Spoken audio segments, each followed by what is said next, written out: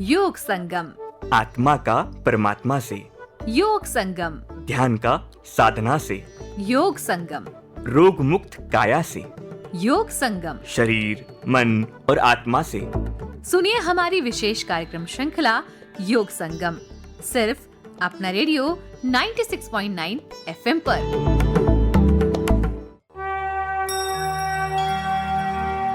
अपना radio 96.9 FM में आप सभी का स्वागत है। आप सुन रहे हैं हमारा विशेष कार्यक्रम योग संगम। श्रोताओं, 21 जून नजदीक है। 21 जून समर्पित है योग के लिए। ये दिन अंतर्राष्ट्रीय योग दिवस के रूप में मनाया जाता है। भारत के माननीय प्रधानमंत्री श्री नरेंद्र मोदी के प्रयास से ये दिन विश्व में स्वीकारा गया और इस दिन को बनाया गया योग दिवस। तो 21 जून के उपलक्ष्य में हम चला रहे हैं अपनी एक कार्यक्रम श्रृंखला अपना रेडियो पर, जिसका नाम है योग संगम। दोस्तों, अपनी इस प्रोग्राम श्रृंखला में हम आपको बताते हैं कुछ ऐसे आसनों के बारे में जिनको अगर आप अपनी नियमित दिनचर्या में करें तो आप बहुत सारे रोगों से दूर रह सकते हैं। आज जिस आसन के बारे में हम बात करेंगे वो है सूर्य नमस्कार। सूर्य ऊर्जा का सबसे बड़ा स्रोत है। इसी कारण प्राचीन ऋषि मुनि सूर्य की पूजा अर्चना करते थे। सूर्य नमस्कार का मतलब है सूर्य को नमन करना। और अगर आप योग की शुरुआत कर रहे हैं तो इसके लिए सूर्य नमस्कार का अभ्यास सबसे बेहतर है। ये आपको एक साथ 12 योगासनों का फायदा देता है और इसीलिए इसे सर्वश्रेष्ठ योगासन भी कहा जाता है। योग एक्सरसाइज और फिजिकल मूवमेंट न केवल शरीर को स्वस्थ रखने के लिए जरूरी है बल्कि दिमाग को भी फिट रखने के लिए अहम है। सूर्य नमस्कार के 12 चरण का अगर आप हर रोज अभ्यास करेंगे तो इससे आपका दिमाग सक्रिय और एकाग्र बनता है। तो चलिए, आज आपको सूर्य नमस्कार के बारे में हमें जानकारी दे रही है योग गुरु करुणा सिंह।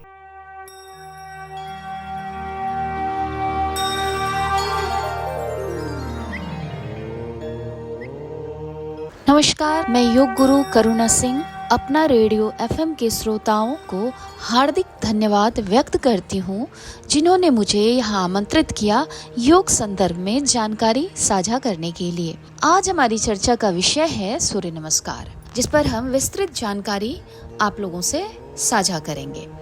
सूर्य नमस्कार क्या है, इनके लाभ क्या है, इसे किस समय करना चाहिए, किन लोगों को इसका अभ्यास करना चाहिए और किन लोगों को इसका अभ्यास नहीं करना चाहिए, सारी जानकारी मैं आज आप लोगों से साझा करूंगी। सूर्य नमस्कार योगासनों में सर्वश्रेष्ठ आसन माना गया है। यह अकेला एक ऐसा आसन है जो संपूर्ण काया पर कार्य करती है।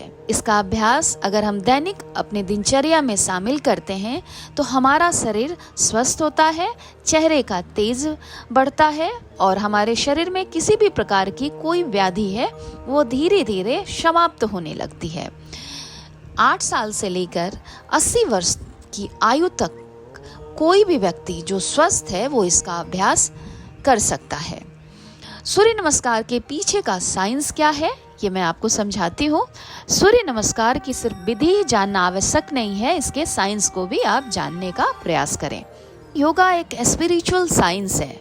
हमारे जो ये ऋषि मुनियों की शोध है, तो ऋषि मुनियों का कहना है, मानना है कि हमारे शरीर में 7 चक्र होते हैं, यानी कि 7 ग्लैंड्स होते हैं। तो जो हमारा तीसरा ग्लैंड्स है वो है मणिपुर चक्र। मणिपुर चक्र का संबंध सूर्य देव से है, यानी कि सूर्य देवता से है। तो जब हम सूर्य नमस्कार का अभ्यास करते हैं तो हमारा मणिपुर चक्र जागृत होता है, विकसित होता है और इसका प्रभाव आपकी मस्तिष्क पर भी देखने को मिलता है, क्योंकि मणिपुर चक्र का संबंध हमारी मस्तिष्क से है। यानी कि आप मणिपुर चक्र को दूसरा मस्तिष्क भी कह सकते हैं। इसमें यह 12 आसनों का एक कॉम्बो होता है और इसमें 12 मंत्र समाहित हैं। 12 जो हमारे जो आसन है, मैं अब उसका नाम मैं आपको बताने जा रही हूँ। 12 आसन कौन कौन से हैं इसमें।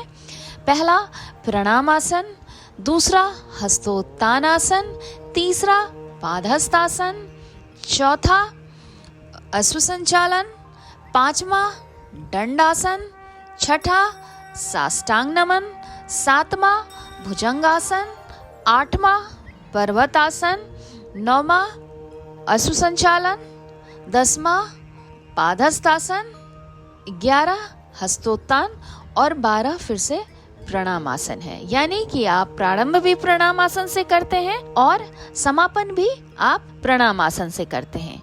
मुख्य जो इसमें आसन है वो 8 ही हैं और बाकी की आसन की आप रिपीटेशन करते हैं, आप रिपीट करते हैं उस आसन को। और इसमें 12 मंत्र दिए गए हैं। 12 मंत्रों का हमारी मानसिक काया पर भी अलग अलग प्रभाव पड़ती है। जो 12 मंत्र हैं इसके, अगर आप 12 आसन के साथ 12 मंत्र का उच्चारण करते हैं तो प्रत्येक आसन प्रत्येक शरीर के हिस्से पर अलग अलग अपना प्रभाव छोड़ती है। तो 12 मंत्र हमारे, मैं आपको 12 मंत्र के बारे में बता रही हूँ। वह 12 मंत्र कौन कौन से हैं?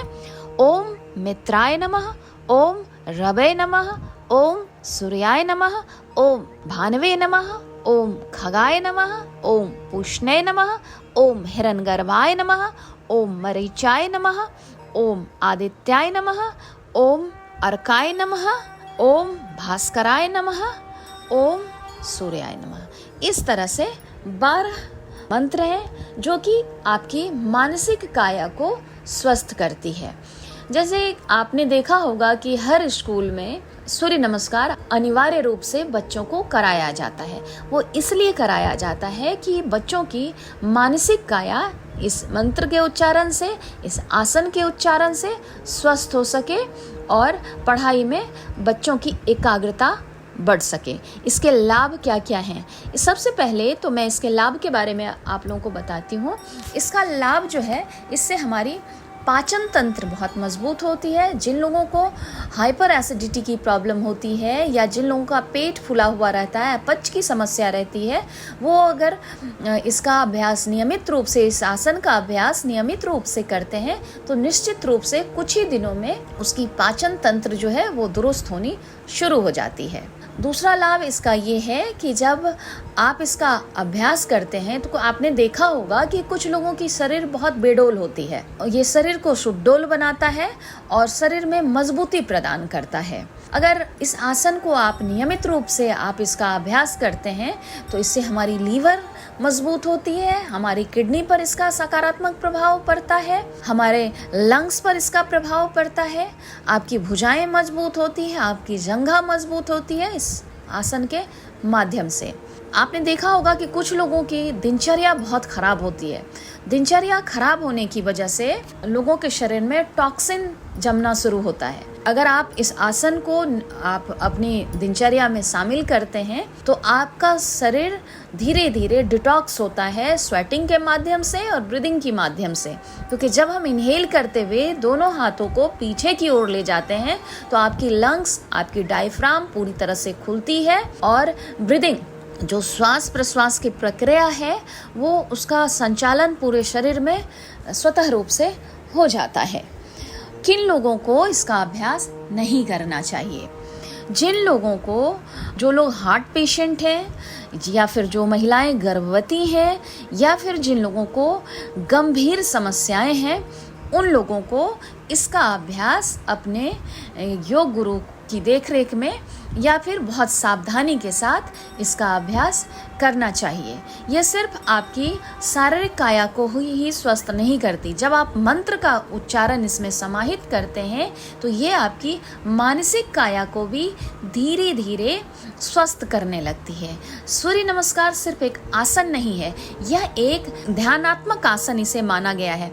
जब आप एक आसन से दूसरे आसन में आपका शरीर जाता है तो आप फील करेंगे कि आपके अंदर की अनावश्यक जो विचार होती है वो धीरे धीरे कम होना शुरू होती है। यानी कि अगर जिन लोगों को स्ट्रेस की समस्या है, एंजाइटी की समस्या है, अगर वो लोग इसका नियमित रूप से अभ्यास करते हैं तो स्ट्रेस, एंजाइटी, नींद का कम आना धीरे धीरे समाप्त होने लगता है। यह न केवल हमें शारीरिक रूप से चुस्त और दुरुस्त रखता है बल्कि मानसिक रूप से हमें चिंता मुक्त भी रखता है, तनाव मुक्त भी रखता है। और आप फील करेंगे कि जब आप सूर्य नमस्कार को करते हैं, इस आसन के साथ करते हैं, श्वास प्रश्वास के साथ करते हैं, तो आपका शरीर पूरे दिन के लिए तरोताजा रहता है, यानी कि पूरी बॉडी आपकी एनर्जेटिक रहती है। जैसे कि आपने देखा होगा, जब सूर्य के प्रकाश जिस दिन अगर बरसात के समय में या फिर सर्दियों के समय में अगर धूप का नहीं निकलता है तो ऐसा लगेगा जैसे कि पेड़ पौधे हैं उसमें ऊर्जा कम आ रही है। तो अगर आप इसका अभ्यास करते हैं तो शरीर में ऊर्जा का संचालन ऊर्ध्वगामी यानी कि ऊपर की ओर आपकी ऊर्जाएं उठती है। तो आप नियमित रूप से इसका अभ्यास करें और इसका आप लाभ लें।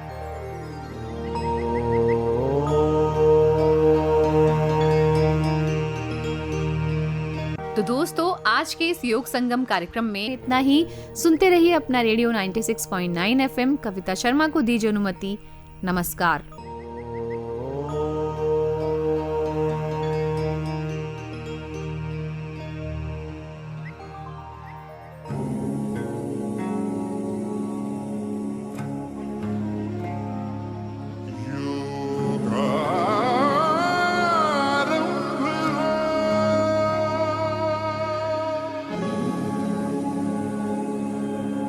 सांसों में छिपा है ये, पुरखों की कृपा है ये, दिखलाएगा रास्ता।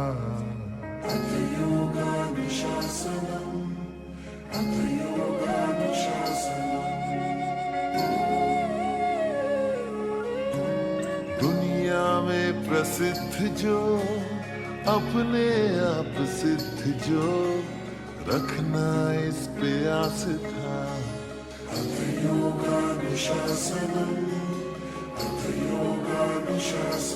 योगारंभ हो,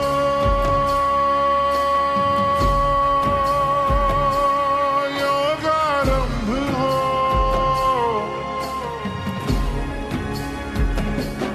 योगारंभ हो, योगारंभ हो। विश्व को भेंट दी हमने योग है। योगारंभ हो, योगारंभ हो। जो सुलझा दे जीवन को वो योग है। जो सुलझा दे जीवन को वो योग है।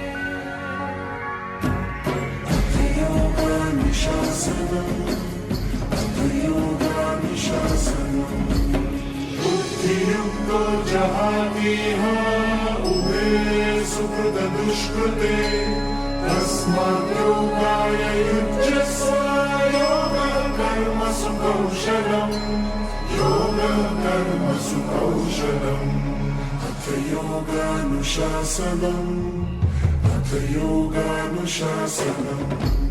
भारत ने ही योग सिखाया, जग में फैलाया। विश्व ने अपनाया, नियंत्रण आया रोग पे। विश्व ने जैसे है पाया जो अधिकार ये, अब आरोग्य पे है सब हो पाया योग से। सदियों से रहा है ये, सब ही ने कहा है ये। हरदम देगा आसरा। अथ योगानुशासनम्, अथ योगानुशासनम्। योगारंभ हो, योगारंभ हो।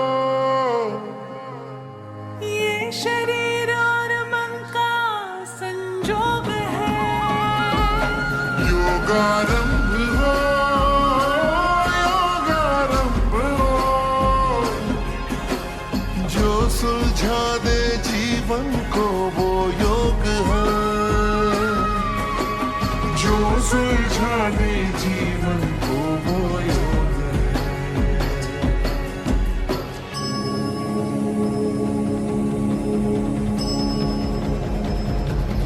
योगारंभ हो,